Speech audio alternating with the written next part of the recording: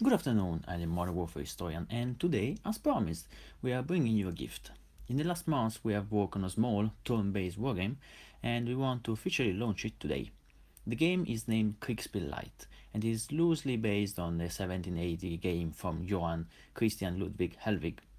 The game is available for free on our website, so if you're interested, you can go ahead and download it now as you watch this video. We wanted to make this video to briefly introduce you to the game, talk about the rules, about what we want to do in the future with it, and things like that. The game, as for now, is divided in three main parts. The most important one is the rulebook, and it can be found as a PDF file that, if you want, you can print. In the downloaded package, you will also find 3 game maps and the printable units. Before you ask, yes, we are planning on creating more maps, more on that later. Let's briefly take a look at Kriegsspiel Light Rulebook version 1.0. If you download it in the future, there is a possibility that some rules have been changed, added or removed, so take everything with a grain of salt. The aesthetic is very simple, as it was created with the idea of printing it with the less amount of ink possible.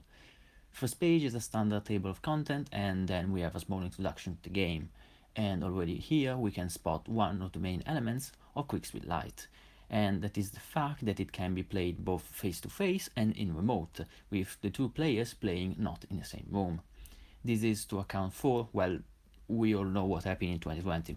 If you decide to play, as we call it, online, you will need a PDF copy of the rules, a copy of the map you decide to use, open in Excel, 2 dices, a sheet of paper to write down interesting things, and a way to communicate with the other player.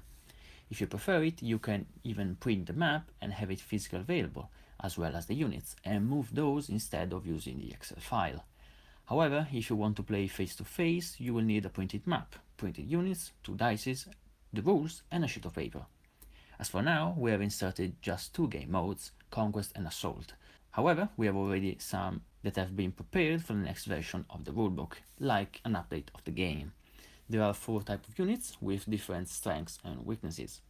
The most important is the HQ that represent the officers. They don't have much offensive power, but you must have them around your units in order to move the enlisted troops. Then you have the rifle units, the backbone of the strategy, as they are the most numerous unit in game. There might be some situation where you will need a little more punch, and to do this, the assault unit will come to your help. At last, when you need some long-range precision fire, you have the recon units. Both sides have a set amount of units. However, if the players want, they can modify the number or the composition of their armies, and to do this, we have inserted additional units if you need to print them. Technically, the game has been created for a 20 vs 20, or in case of assault mode, 30 vs 20. Still, in the units PDF, we have inserted 81 units each for both players, so that's probably enough for various scenarios. We are aware that warfare is not just infantry versus infantry, and we are already working on adding different heavier stuff, but we can't spoil enough yet. After setting up the game, the first thing is to see who moves first, and this is done by a simple dice draw. Who gets the highest number moves. Every player has a budget of moves that he can do. We recommend deciding the size of the budget before the game. You can either say every turn X number of troops can be moved, or every turn X number of movement points can be spent. Each state will be balanced. Each unit has its own maximum movement points that can be spent in a given turn, and it is 4 points. Different types of terrains require different amount of movement points, and some terrains cannot be crossed at all, such as woods, walls, or water. The first terrain type is the grass one, represented in light green. Dark green represents the woods, and not only it blocks movement, but also units cannot engage to woods. Brown indicate roads, while sand yellow represent, you guessed it, sand. In blue we have water, while in bright yellow there are the objective. Light grey represents walls, while dark grey indicates buildings that give additional defense bonuses to those inside. Movements can only be done in a cross pattern, so a unit can only move to the terrain tile that is to its north, south, west, or east, obviously if the terrain tile permits it. Movement on water can be done only on some assault map, and it represents a beach landing or a river crossing, depending on the scenario. The units that are spawned on water need to be deployed on the shore, and in doing so you risk losing them, because when you land you have to roll a dice. If you get a 1, the unit is lost. Now let's get to the best part of the game, fighting. All units have 3 values: attack, defense and range. When you want to attack an enemy unit, first you have to throw a dice, 2 if the unit firing is a recon, and in order to hit you have to score a value higher or equal to the distance of engagement. If you hit, the attack value is subtracted to the defense value of the attack unit. If the enemy unit remains at 0 or less points, it is destroyed. If, when throwing the dice for the hit chance, you score a 6, your attack receives a +1 bonus value. If a recon unit scores 10 or 11, they get a +1 bonus. If a recon scores a 12, it receives a +2 bonus. Quite huge, honestly. To hit an enemy, you also need to have a clear line of sight with the enemy unit, and the enemy should not be shielded by other units. However, recon units can hit enemies behind other enemies. And yes, recon units are quite overpowered. Additional important rules are that units can only attack once in a turn, and that buildings provide a +2 defense bonus. While recon units may seem overpowered, one should not forget that the most important unit is the HQ. If you have units that are distant more than 10 squares from an HQ, they are immobilized, they cannot move.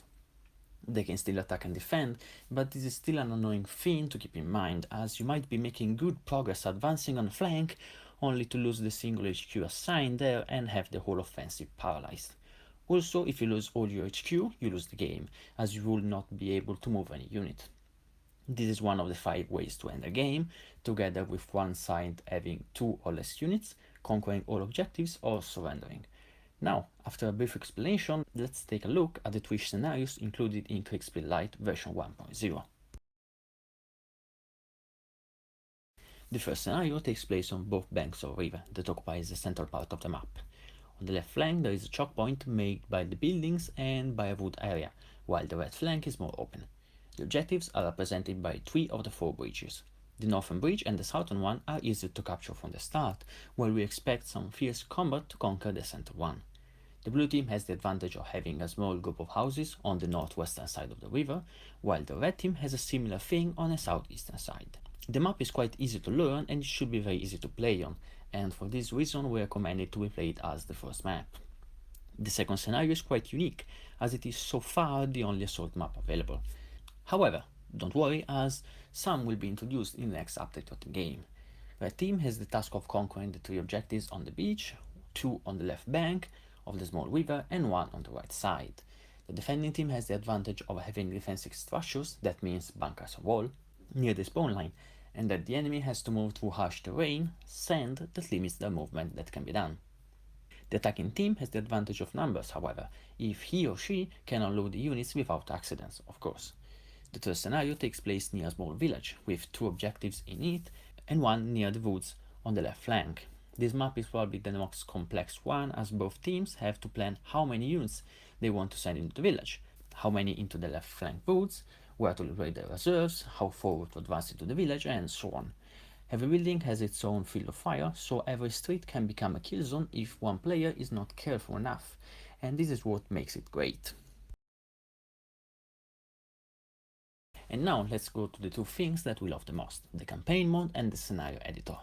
In the campaign mode, you play your battles with the units that have survived the previous engagement. For example, let's say that you and your enemy play on a game, I don't know, less famous D-Day. You win and 6 of your units survive, while your enemy surrendered and only 3 units survived. In the next battle, you both will have 20 units as default, but you will have 26, while your opponent 23. This can lead to some interesting tactics of saving some important units for later battles, like HQs or recon units. When we tried the game, we played at first on a less famous D-Day, then on a bridge on the Scout River, and then on skirmish near the village. And trust me, this last map was really hard to play on, because I had to counter all my enemy movements, and it was not easy. Another great thing about Kriegsspiel Light is that it is customizable. Inside the package, we'll find an Excel file named blank map, and that will be your best friend if you want to create your own maps. All the maps are made of 27 squares in width and 36 in length, with 1 additional tile for the grid naming system. The tiles are not perfect squares as they are 70 pixels in width and 60 in length, for balancing factor, as the printable maps can be printed in just 6 A4 paper sheets. Also, all the tiles are already prepared for online matches, because if you write on a tile, for example H1, that represents the unit HQ1, it will be written in bold, size 36. So, all you will need to do is to arm yourself with some creativity and start coloring the map. Quite easy. We are planning on having a dedicated space on our website for you players to share your thoughts on the game, your suggestions, your maps, units that you invented, rules, scenarios you made, and so on. Kriegsspiel Light is a modular game that can be adapted to whatever you want to do. And best things of all, it's all free and available now. So if you're interested, please consider downloading it from our website and subscribing to our channel here, where we will post updates on the game as well as, of course, our usual history videos. Before we end this video, a quick thank you to all those who helped in the creation of Kriegsspiel Light, both those inside the TMWH team and those outside. This has been a great experience and together it will continue to be great. Thank you for watching and remember to download Kriegsspiel Light.